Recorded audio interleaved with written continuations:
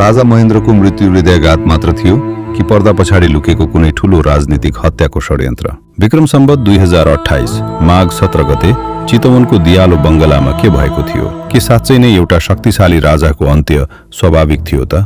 आजको भिडियोमा हामी इतिहासको यही गर्भमा लुकेको रहस्य खोतल्नेछौँ। माघको जाडो राजा महेन्द्र शिकारका लागि चितवन पुगेका थिए, तर माघ 13 गते उनलाई अचानक हृदयघात भयो। भनिन्छ त्यसबेला उनलाई बचाउन सक्ने पर्याप्त समय र स्रोत हुँदाहुँदै पनि उपचारमा ढिलाइ गरियो। त्यति बेलाका केही प्रत्यक्षदर्शीका अनुसार राजाको स्वास्थ्य अवस्था अचानक बिग्रिनुमा केही शंकास्पद कारणहरू थिए।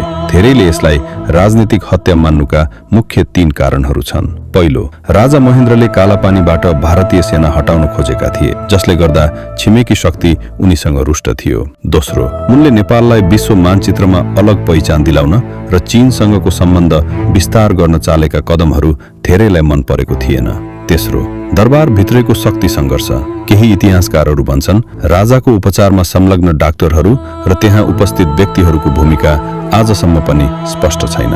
के उनलाई बिस्तारै विष दिइएको थियो वा हृदयघात भएको समयमा जानी जानी उपचारमा ढिलाइ गरियो?